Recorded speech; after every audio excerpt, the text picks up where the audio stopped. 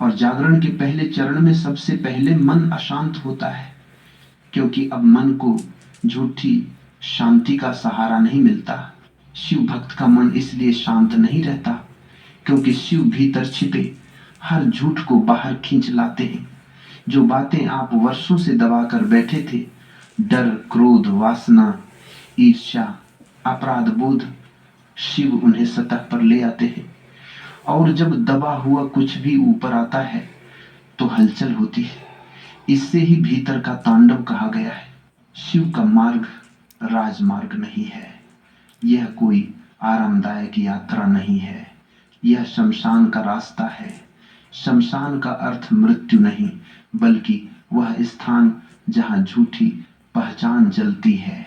जब आप शिव की ओर चलते हैं तो आपकी पुरानी पहचान, आपकी बनाई हुई छवि, आपकी सामाजिक परतें सब जलने लगती हैं। और जब कुछ जलता है तो शांति नहीं, ताप होता है। यही कारण है कि शिव भक्त अक्सर खुद से लड़ता हुआ दिखाई देता है। वह एक दिन अत्यंत भावुक होता है, दूसरे दिन अत्यंत शून्य। कभी वह ध्यान में डूब जाता है, कभी वह संसार से परेशान हो जाता है। यह असंतुलन नहीं है, यह संक्रमण काल है। यह उस अवस्था का संकेत है जहां पुराना मन टूट रहा है और नया अभी पूरी तरह बना नहीं है। शिव भक्त का मन इसलिए भी अशांत रहता है क्योंकि शिव उसे समझौता करना नहीं सिखाते। शिव कहते हैं जैसा है वैसा देखो, दुनिया से भागो मत, झूठ से समझौता मत करो।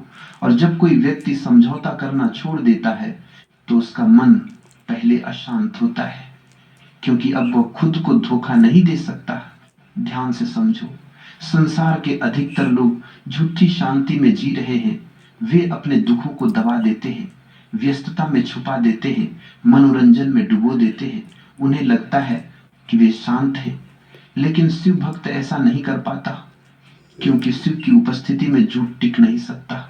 शिव भक्त का मन इसलिए भी अशांत रहता है क्योंकि वह प्रश्न पूछने लगता है। वह जीवन को स्वीकार नहीं करता, वह जीवन को समझना चाहता है। वह पूछता है, मैं कौन हूं, मैं क्यों हूं, मृत्यु क्या है, बंधन क्या है, मुक्ति क्या है। ये प्रश्न मन को स्थिर नहीं रहने देते, लेकिन यही प्रश्न अंततः मन को मुक्त करते हैं। शिव स्वयं प्रश्न है, इसलिए उनके भक्त भी प्रश्न बन जाते हैं। जो प्रश्न बन जाता है वह शांत कैसे रहेगा, लेकिन यही बेचैनी एक दिन गहरी स्थिरता में बदलती है। जैसे समुद्र की सतह पर लहरें होती हैं, लेकिन गहराई में पूर्ण शांति होती है। एक सच्चे शिव भक्त के भीतर दो स्तरों पर प्रक्रिया चलती है। ऊपर मन अशांत है, नीचे चेतना जाग रही है। ऊपर विचारों का शोर है, नीचे साक्षी जन्म ले रहा है। यही भीतर का तांडव है। तांडव केवल नृत्य नहीं है, वह एक क्रांतिकारी परिवर्तन है। इसलिए यदि आप शिव भक्त हैं और आपका मन शांत नहीं रहता तो खुद को दोष मत दीजिए।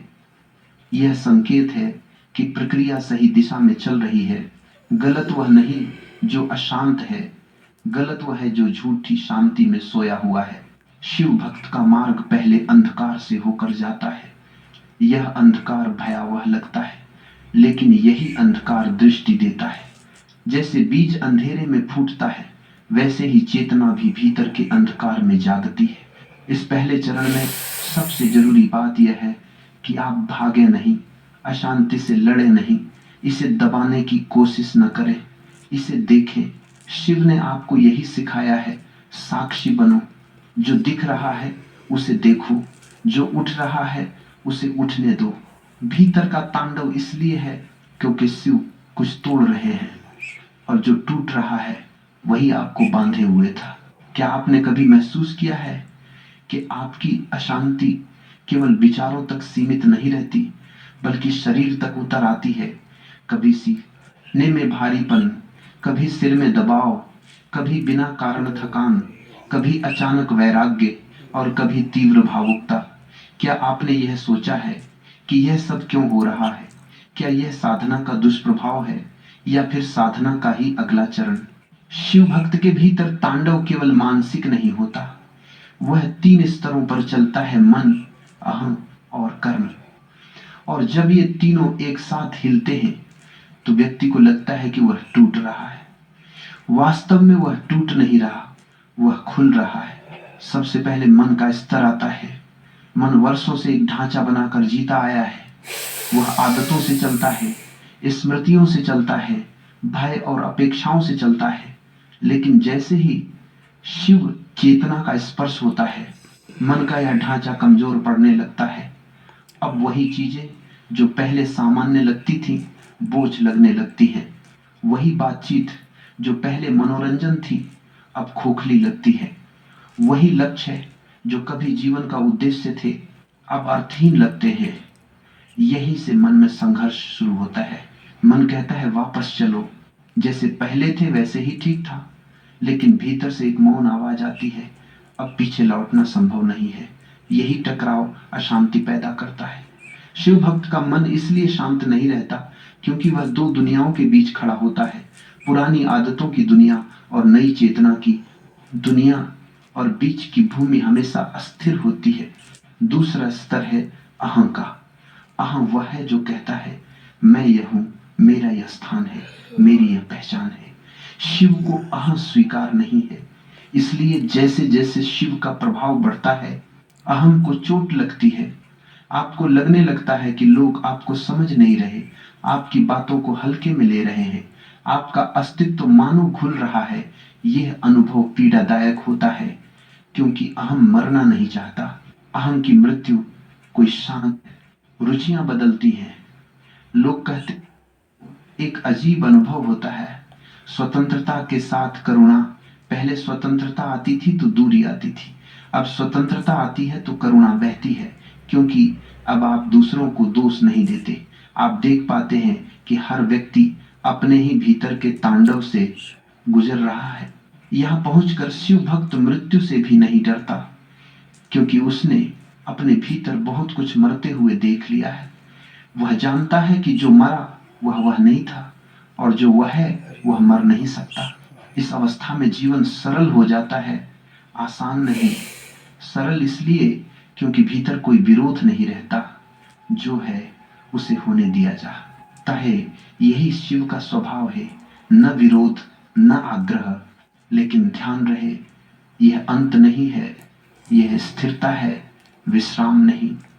यहां से जीवन सेवा में ढलने लगता है, न उपदेश के रूप में बल्कि ऊर्जा के रूप में।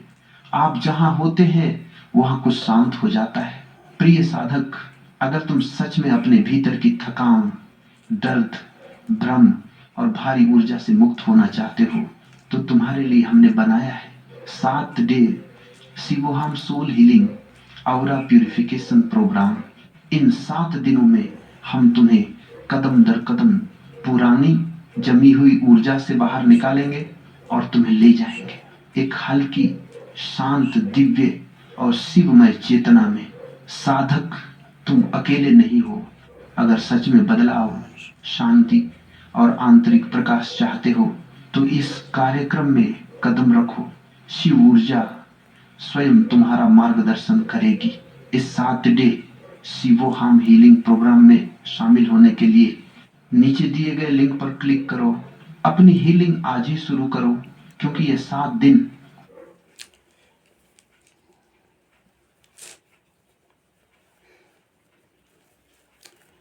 जय महादेव मेरे भोलेनाथ। आपकी माया आप ही जानो।